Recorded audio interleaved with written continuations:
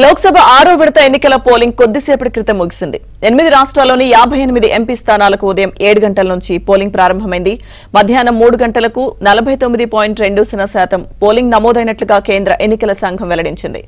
మరోవైపు ఒడిశాలోని 42 అసెంబ్లీ స్థానాలకు కూడా పోలింగ్ జరుగుతోంది. మధ్యాహ్నం 3 గంటల వరకు ఢిల్లీలో 44.58%, బీహార్లో 45.21%, జమ్మూ కశ్మీర్లో 44.41%, అలాగే జార్ఖండ్లో 54.34%, హర్యానాలో 46.26%, ఒడిశాలో 48.44%, యూపీలో 43.95%, పశ్చిమ బెంగాల్లో 70.19% పోలింగ్ జరిగినట్లుగా ఈసీ తెలిపింది.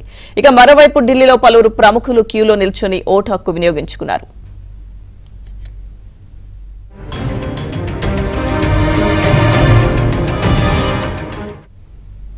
ఆరో విడత పోలింగ్ కొద్దిసేపటి క్రితం పూర్తయిన నేపథ్యంలో పోలింగ్ కి సంబంధించిన పూర్తి అప్డేట్స్ మా ఢిల్లీ బ్యూరో చీఫ్ కృష్ణ అందిస్తారు. కృష్ణ.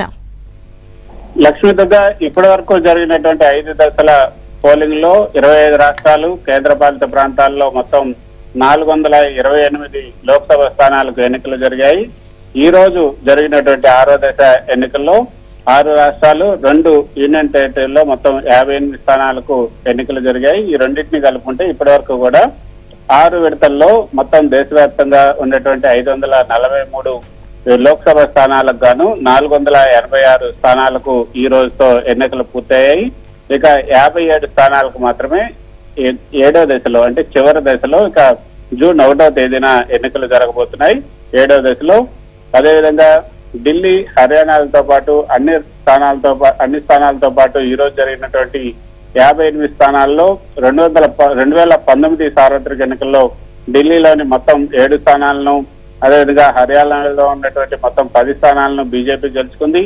యూపీలో ఈ రోజు పోలైనటువంటి 14 స్థానాల్లో 9 స్థానాల్లో బీజేపీ గెలిచింది.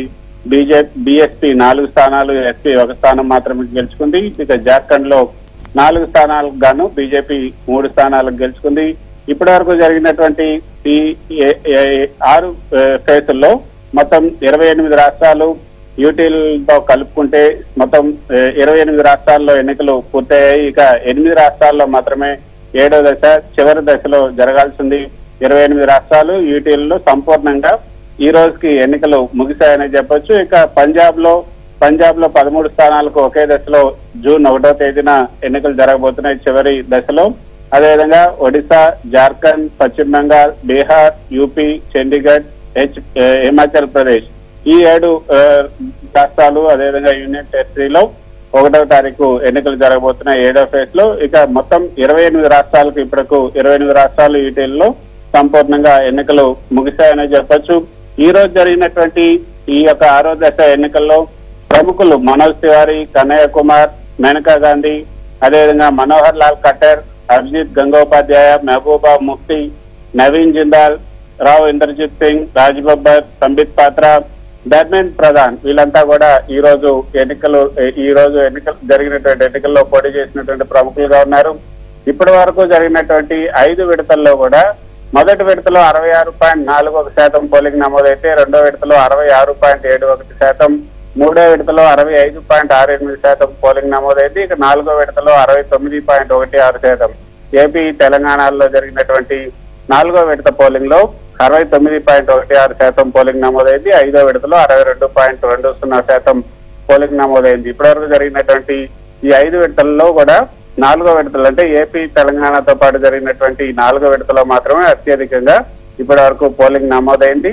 ఈ రోజు జరిగినటువంటి 6వ విడతలో ఇందాక మీరు చెప్పినట్లుగా మధ్యాహ్నం 3 గంటల వరకు కూడా కేవలం 49.20% మాత్రమే నమోదైంది. ఇక ఆ తర్వాత 3 గంటల వరకు ఎంత జరిగింది అనేది కూడా చూడాల్సి ఉంటుంది. ఇది కూడా సుమారు 60% నుంచి 65% లోపు, 60 నుంచి 65% లోపు ఈ రోజు జరిగినటువంటి పోలింగ్ శాతం నమోదు కావచ్చు అన్నది కేంద్ర ఎన్నికల సంఘం చెప్తున్నటువంటి మాట.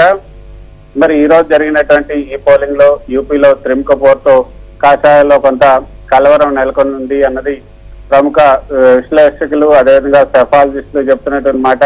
కుల మతాల ప్రభావంగా గణనీయంగా విడిపోయినటువంటి అక్కడ ఓటర్లు ఈసారి ఈ రోజు జరిగినటువంటి 14 స్థానాల్లో గత ఎన్నికల్లో బీజేపీ 9, బీఎస్పీ 4, ఎస్పీ 1 స్థానం గెలుచుకుంటే యూపీలో ఉన్నటువంటి ఈసారి ఈ ఎన్నికల్లో ఎవరు గెలుస్తారనేది కూడా సర్వత్రా ఉత్కంఠత నెలకొనుంది. అక్కడ కూడా బీజేపీతో పాటు వివిధ పార్టీల్లో అనేక లొసుగులు కూడా ఉన్నాయి. సో వీటన్నిటిని ఏ విధంగా అధిగమిస్తారన్నది కూడా చూడాలి. ఇంకా ఢిల్లీలో కూడా డి అంటే డి అని పోటీ చేస్తున్నాయి. కాంగ్రెస్ అదేవిధంగా ఆప్ కలిసి పోటీ చేయడం కొంత బీజేపీకి తలనొప్పిగానే ఉంది. గతంలో అంటే 2014-19 ఎన్నికల్లో మొత్తం 7 స్థానాలు వరుసగా 2 సార్లు బీజేపీ గెలుచుకుంది. ఇంకా ఈసారి 7 స్థానాలు కూడా మళ్ళీ గెలుచుకుని హ్యాట్రిక్ కొట్టాలని కూడా బీజేపీ భావిస్తుంది. మరి వారి కళలు ఫలిస్తాయా లేదా అని చూడాలి. జార్ఖండ్ లో అయితే ఇండియా కూటమి బల ప్రదర్శన అధికంగా ఉంది. జార్ఖండ్ లో కీలక ప్రాంతాలైనటువంటి రాజధాని రాంచీ సహా జంషెడ్పూర్, ధన్బాద్, గిరిఘర్ లో కూడా పోటీపై ఆసక్తి నెలకొంది. ఇక్కడ కూడా ఢిల్లీ లాగానే అసెంబ్లీ ఎన్నికల్లో ఒకలాగా, లోక్సభ ఎన్నికల్లో మరో విధంగా ఓటర్లు తీర్పు ఇస్తూ ఉంటారు. హేమంత్ సోరెన్ అరెస్ట్ తర్వాత ఏర్పాటు చేసినటువంటి బహిరంగ సభలో ఇండియా కూటమి నేతలంతా కూడా పాల్గొన్నారు. ఈసారి ప్రియాంక గాంధీ, రాహుల్ గాంధీ, కల్పనా సోరెన్, కేజ్రీవాల్ గట్టిగా ప్రచారం చేశారు. గత ఎన్నికల్లో జార్ఖండ్ లోని 14 స్థానాలకు గాను 11 స్థానాల్లో బీజేపీ గెలుపొందింది. మరి ఈసారి ఇక్కడ నుంచి ఎన్ని స్థానాలు గెలుపొందుతుందని కూడా చూడాలి.